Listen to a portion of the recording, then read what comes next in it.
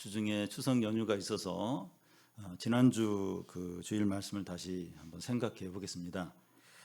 룻기 마지막 말씀이었는데 룻기의 시작은 절망과 죽음과 고통과 탄식으로 가득했지만 룻기의 이제 마지막은 소망과 생명과 기쁨과 찬양으로 가득했습니다. 놀라운 반전인데 어떻게 이런 전환이 일어나게 되었습니까? 룻이 신앙적인 결단을 했기 때문입니다. 현재 우리의 어렵고 절망적인 상황이 룻기가 시작될 때 상황과 비슷한데 우리에게 이제 반전이 필요한데 어떻게 해야 합니까? 우리도 이제 신앙적인 결단을 하는 겁니다. 룻과 나오미가 유다 베들레헴에서 돌아온 후에 룻과 보아스 사이에 이제 아들을 낳게 되는데 그때까지 기간이 한 1년 반 정도로 여겨집니다. 지난 주일에 우리가 신앙의 결단을 하고 앞으로 1년 동안 하나님께서 어떻게 회복시키고 풍성케 하시고 부흥케 하시는 걸 한번 보자고 했습니다. 룻기에 이어서 이 사도행전을 살펴보려고 하는데 이 사도행전 말씀이 한 1년 정도 이렇게 될 것 같은데요. 우리 교인 각자와 교회가 사도행전 말씀대로 행하면서 하나님께서 어떻게 회복시키고 풍성케 하시고 또 부흥케 하시는 것을 보기를 바랍니다. 그리고 이제 시기적으로 사도행전 말씀이 필요하다고 생각하는 이유는 이 코로나가 이제 백신 접종률이 늘어나면서 이 코로나에서 벗어나는 그런 구간에 접어들지 않았나 생각이 됩니다. 물론 추석 연휴가 끝나면서 확진자가 늘어나고 그때가 좀 더 늦어질 것 같긴 합니다. 거의 2년 동안 이 코로나 상황 가운데서 지내면서 우리 교인들과 교회가 영적으로 약해지고 무너져 있는데 회복되고 다시 시작해야 하는 게 필요합니다.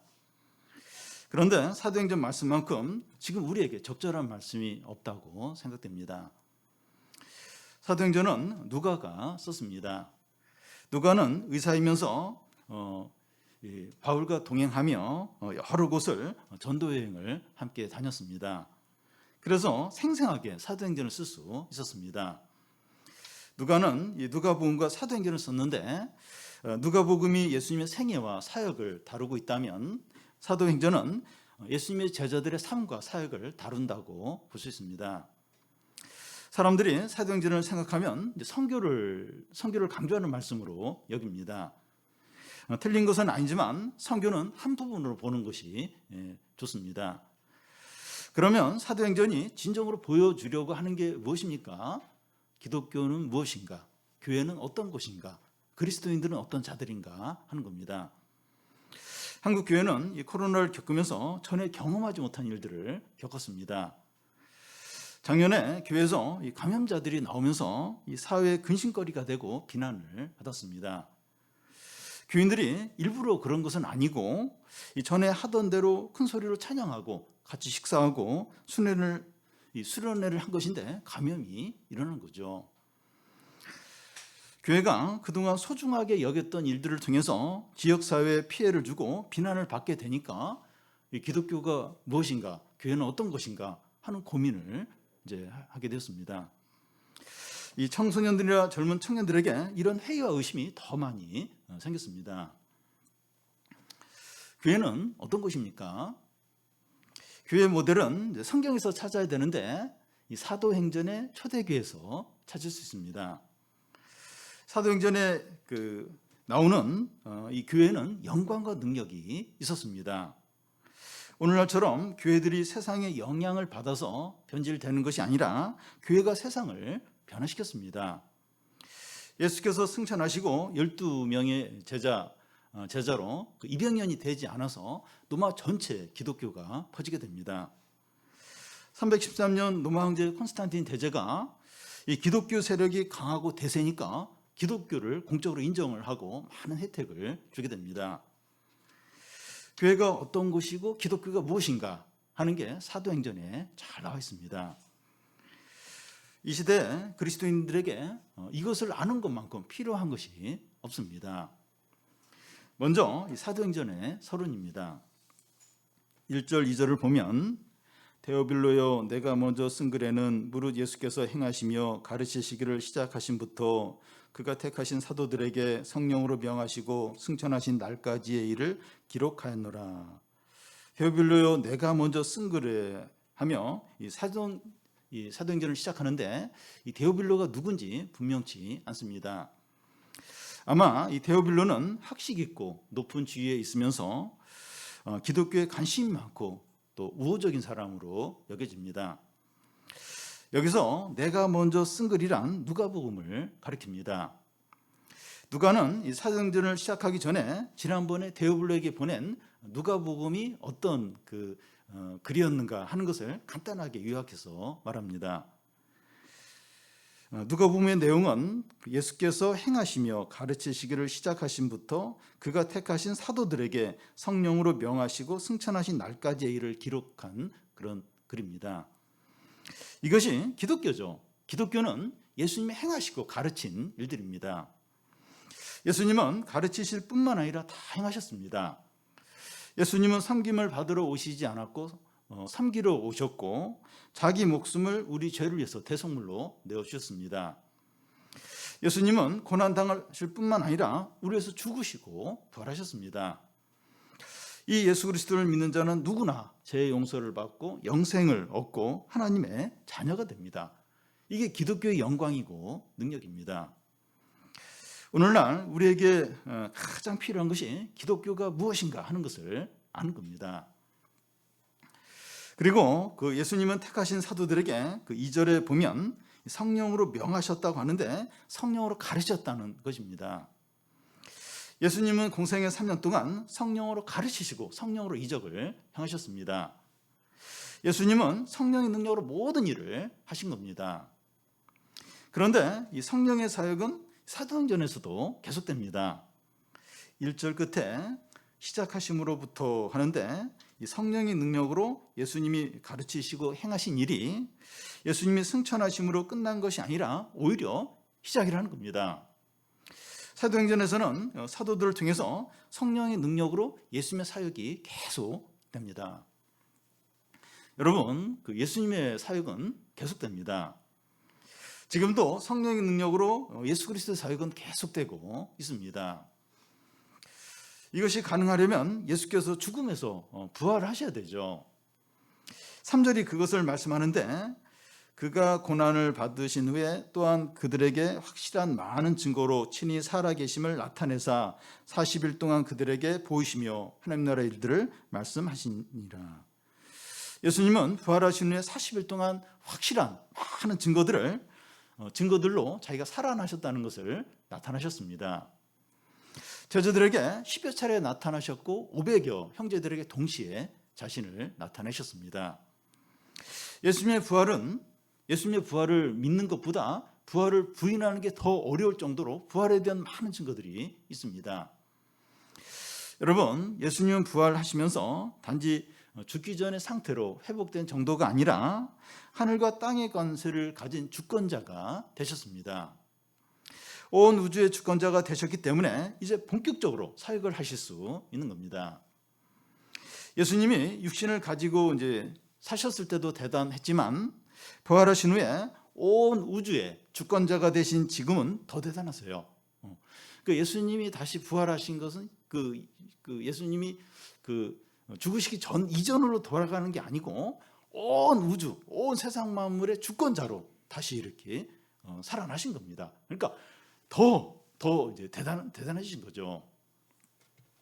사도행전에서는 그 제자들 통해서 가르치고 행하셨고 지금은 우리를 통해서 가르치고 행하시고 계십니다.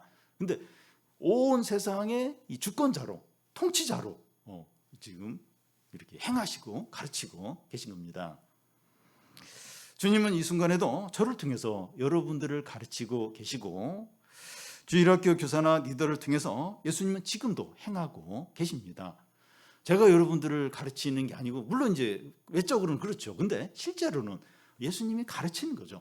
예수님이 행하고 계신 거죠. 주일학교 교사들, 리더들 다 그들을 통해서 예수님이 가르치고 행하고 계신 거죠. 그 사람들이 거듭나요. 구원을 받고 새 사람이 돼요. 사람이 사람을 그렇게 못 만들죠. 예수님이 행하시고 가르치심으로 사람들이 변화되고 구원받고 달라지는 거죠. 그래서 이 사람이나 상황만 보면 안 돼요. 주님이 가르치고 주님이 행하신 그걸 바라봐야 합니다. 그런데 이런 일이 우리를 통해서 어떻게 가능합니까? 4절, 5절을 우리 한 절씩 교대로 읽겠습니다. 사도와 함께 모이사 그들에게 분부하여 이르시되 예루살렘을 떠나지 말고 내게서 들은 바 아버지께서 약속하신 것을 기다리라.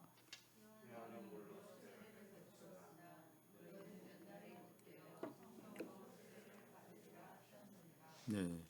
예루살렘을 떠나지 말고 아버지께서 약속하신 것을 기다리라는 거예요. 예수님은 죽으시기 전에 제자들에게 몇 번에 걸쳐서 말씀하시기를 자신이 떠나면 보혜사 성령이 너희에게 올 것이라고 여러 번 반복해서 말씀했습니다. 내가 너희와 함께 있는 것보다 성령이 너희에게 오는 게 더 낫다고 하였습니다. 구약 유엘서에서도 성령을 모든 저에게 부어주겠다고 그렇게 약속을 하셨는데 그 성령을 구하고 기다리라는 겁니다. 세례 요한은 자기에게 나오는 백성들을 향해서 나는 물로 세례를 주지만 내 뒤에 오시는 분은 성령으로 세례를 줄 것이라고 하셨는데 그때가 왔다는 겁니다. 성령을 기다리고 구하라는 겁니다. 성령이 오셔야 너희가 예수님이 하던 그 일을 내가 하던 일을 동일하게 할 수 있다는 겁니다. 이 요한의 물세례와 이 성령 세례가 이제 차이가 있는데 요한의 물세례는 죄를 인정하는 자에게 주어지고 근데 사람을 변화시키지는 못합니다. 그러나 성령 세례는 사람을 진정으로 새롭게 만들고 변화시키죠. 성령 세례는 찔끔찔끔 주는 것이 아니라 부어집니다.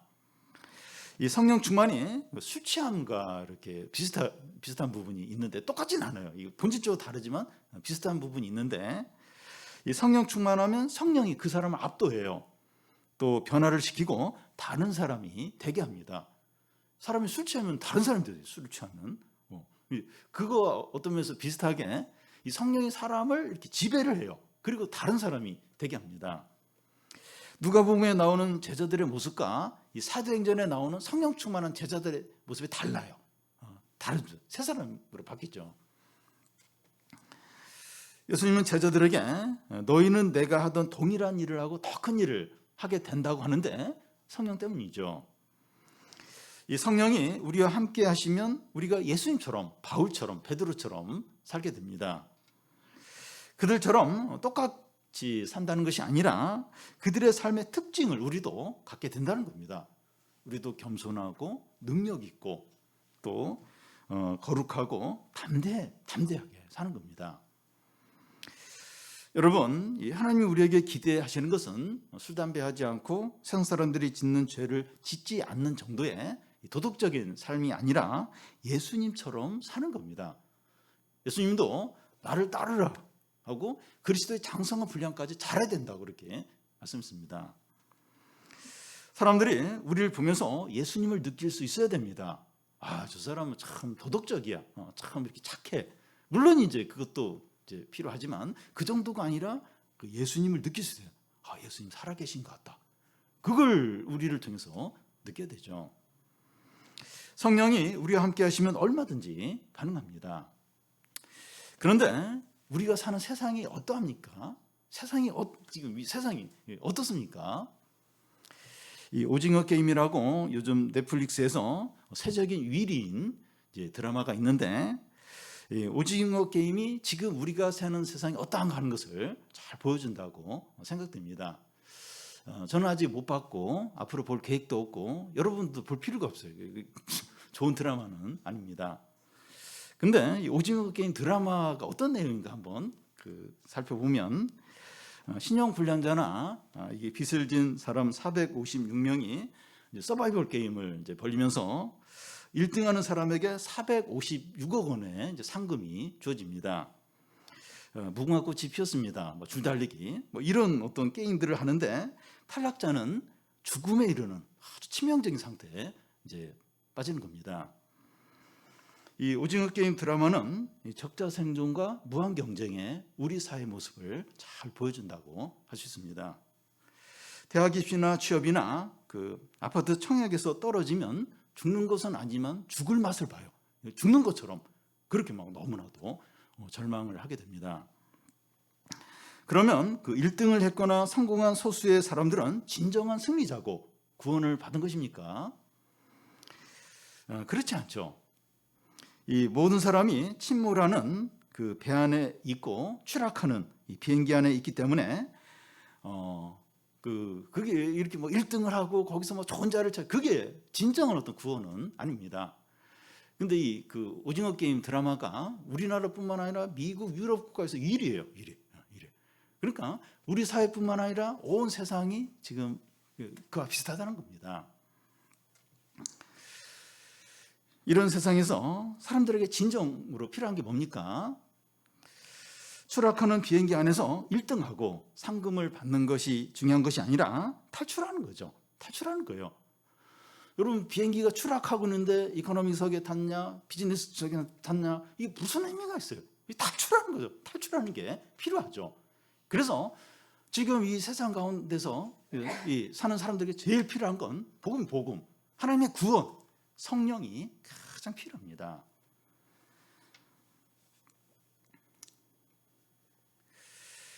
그런데 요즘 집값이나 전세값이 얼마나 많이 올랐습니까? 자영업자들이 살기가 얼마나 힘듭니까? 취업이 얼마나 어렵고 알바 자리 구하는 것도 얼마나 어렵습니까?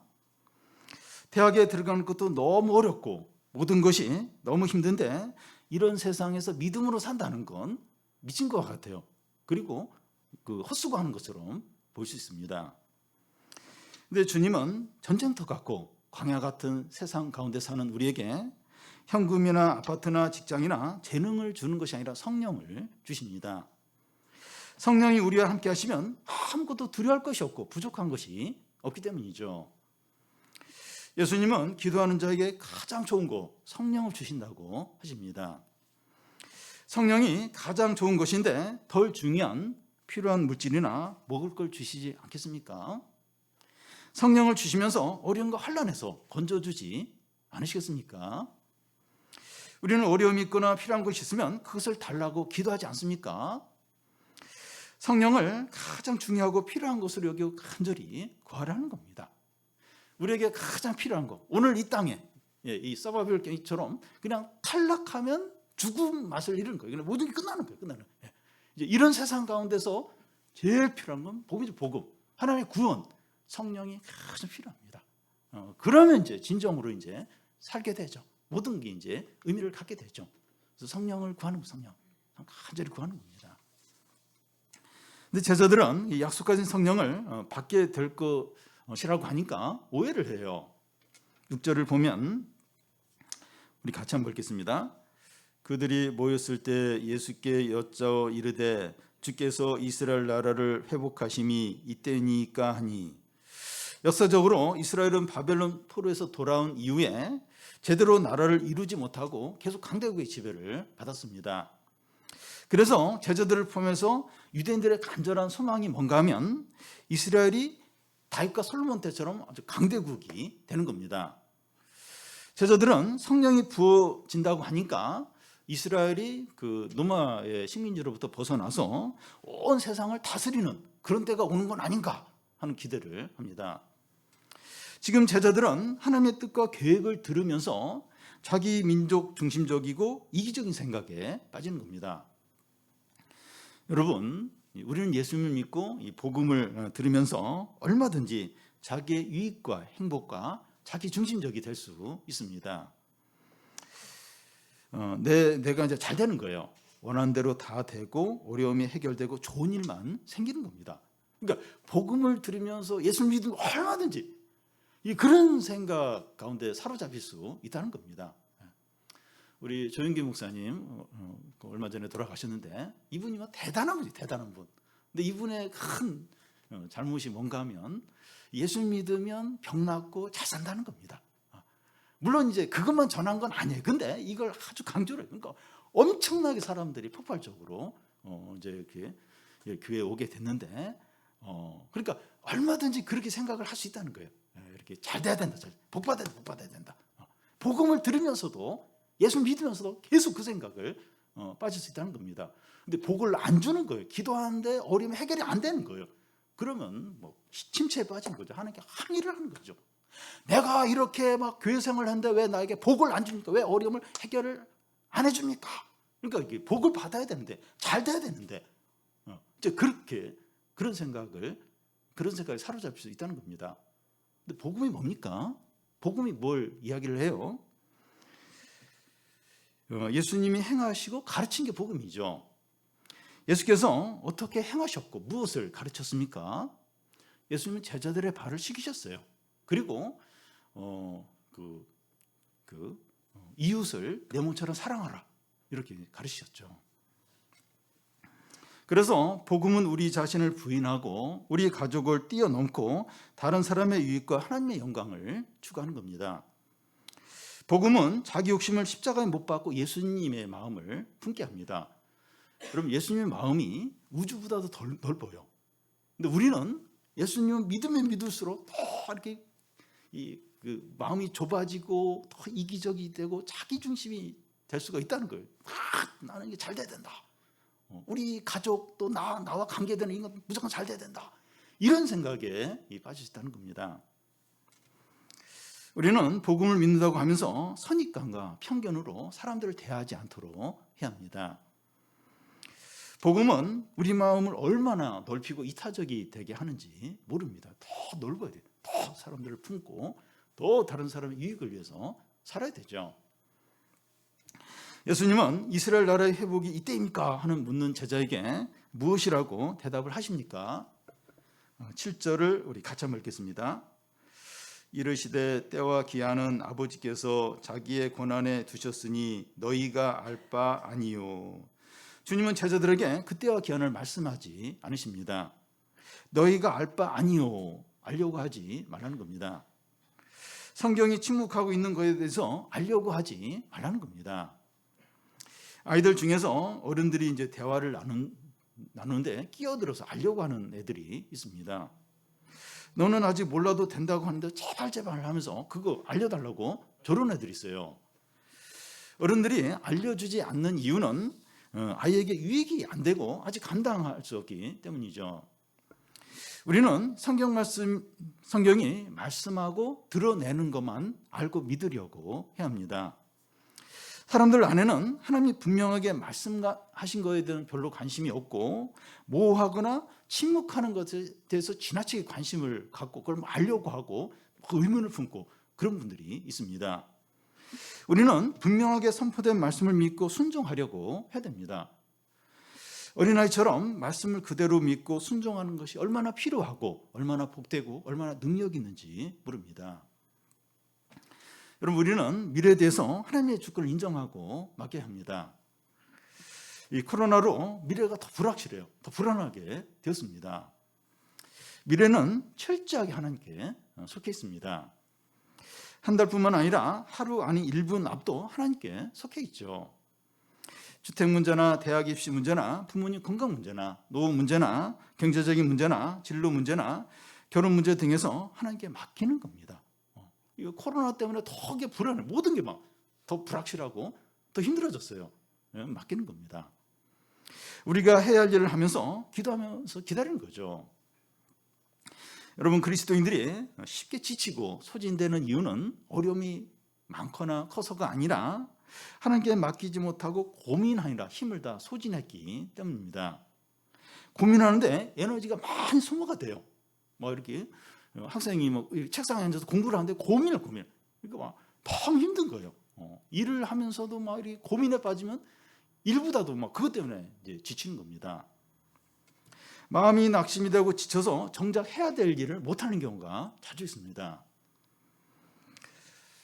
해야 할 일은 최선을 다해서 다 하지만 결과는 하나님께 맡기고 잘 먹고 잘 자는 게 믿음입니다.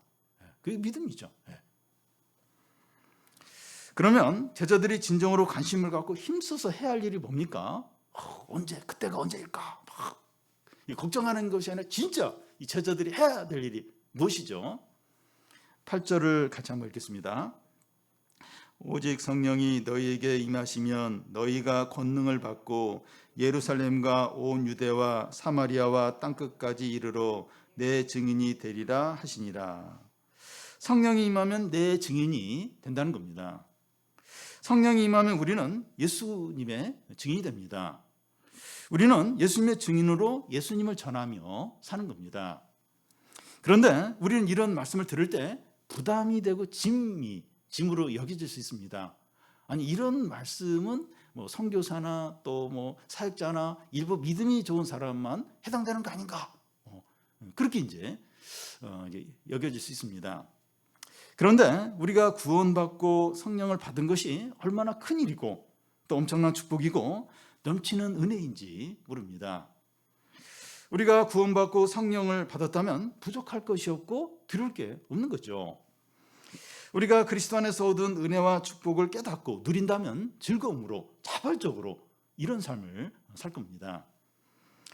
예를 들어서 돈이 없을 때 누굴 도와줘야 될 때는 그렇게 고민이 돼요. 근데 큰 돈이 생겼을 때 남을 이렇게 도와줘야 된다면 즐거움으로 부담 없이 이제 도와줄 수 있는 것과 같습니다.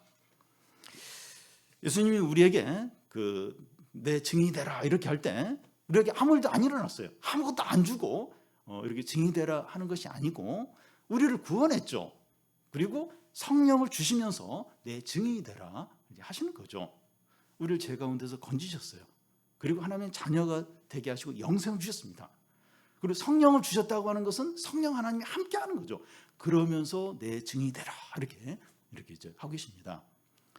이번에 BTS가 유엔에 가서 이 청년들, 세계 청년들 대표해서 이렇게 연설을 했어요.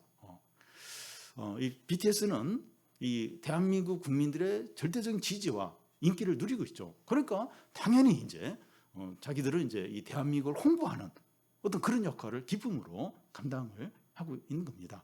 그러니까 우리가 이 구원을 받았어요. 그리고 성령을 받은 가운데 예수님의 증인이 되는 것은 억지로 막 어떤 의무감에서가 아니라 즐거움으로 기쁨으로 이를 감당하는 거죠.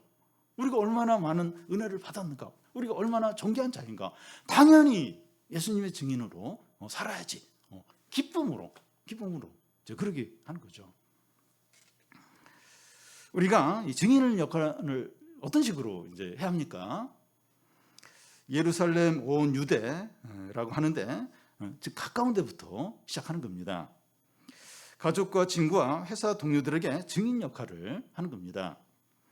그런데 이 가족들에게 전도하는 게 제일 어려워요. 전혀 모르는 사람에게 전도하는 것이 오히려 쉽지 가족에게는 어려워요. 제가 한국에 있을 때 길에서 전도를 한 적이 거의 없습니다. 사역자인데도. 근데 오래전에 일본 오키나와에 선교 여행을 간 적이 있는데 거기서는 막 밖에 가서 막 전도를 하고, 그러니까 모르는 사람에게 전도하는 게 오히려 쉬워요.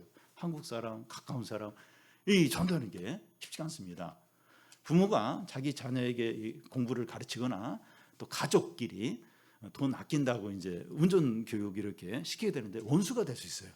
괜히 돈 아끼려고 했다가, 이게 가까운 사람에게 이게 어려운 겁니다. 서로 너무 잘 알기 때문에 힘든 거예요. 그런데 이 가까운 사람들에게 예수님의 증인으로 복음을 전하는 겁니다. 가족 중에 예수님을 믿지 않거나 신앙에서 멀어진 사람이 있다면 포기하면 안 돼요. 포기하면 끝까지 이렇게 증인으로 이제 복음을 전하는 거죠. 그 다음은 이 사마리아인, 즉 적대적인 관계에 있는 사람들에게도 그렇게 하라는 겁니다. 전도하기 전에 용서를 하고 이제 화해를 하는 겁니다. 마음을 닫고 있거나 말을 하지 않고 있거나 또 적대적인 사람에게 끝까지 예수님의 증인으로 사랑하고 인내를 하는 겁니다. 포기하면 안 돼요. 절대로. 적대적인 사람 포기하면 안 됩니다. 그 다음은 이 땅끝까지, 즉 멀리 있는 사람들에게까지 이제 전도를 하는 겁니다.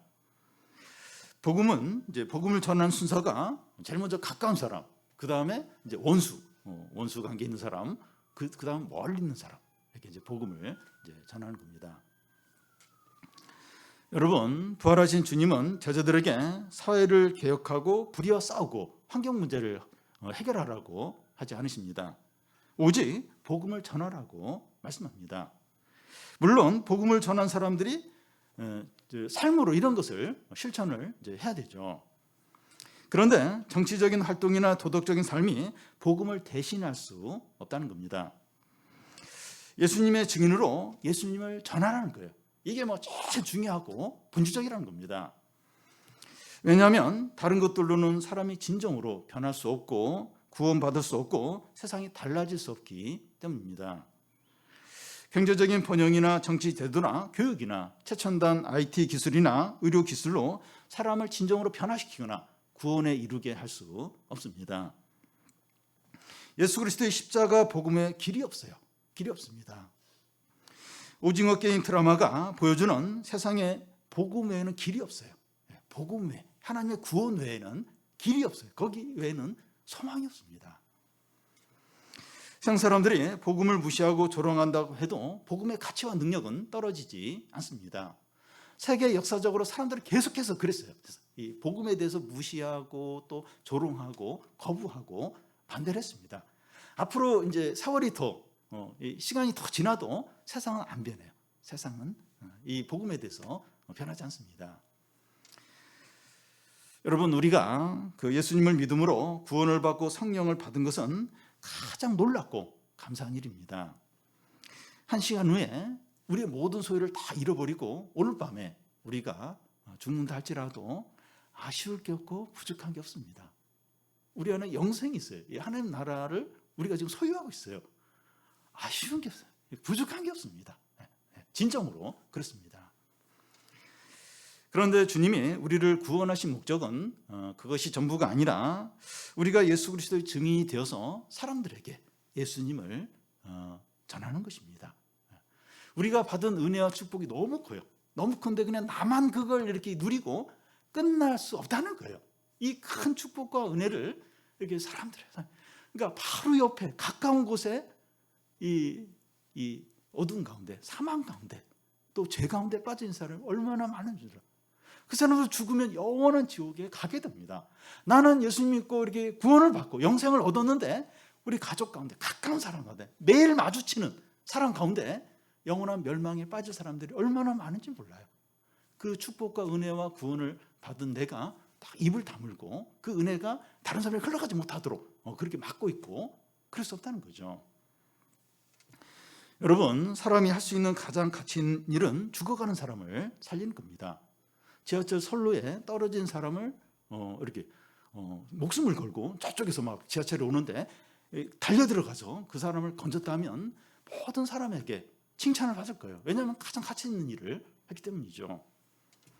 그와 같이 절망과 죄 가운데서 멸망할 수밖에 없는 사람들에게 예수님을 전해서 그들을 생명으로 이끈다면 그것만큼 가치 있고 위대한 일은 없을 겁니다. 하나님은 이런 일들을 정치인들이나 또 교수들이나 전문가 집단에 맡기지 않고 문제와 허물이 있는 우리에게 맡기셨습니다. 근데 우리가 얼마나 부족하고 또 약한지 알아요. 그래서 성령을 부어주신다는 거예요. 성령으로, 성령이 너에게 임하고 권능을 얻거든 그럼 이제 가서 이제 복음을 전하라, 이제 그렇게 하시는 겁니다. 우리가 성령으로 예수님처럼 살고 우리 교회가 예수님의 증인으로 예수님이 하시던 일들을 행함으로 큰 부흥이 일어나고 모든 축복을 받고 많은 사람들이 구원에 이르게 되기를 바랍니다.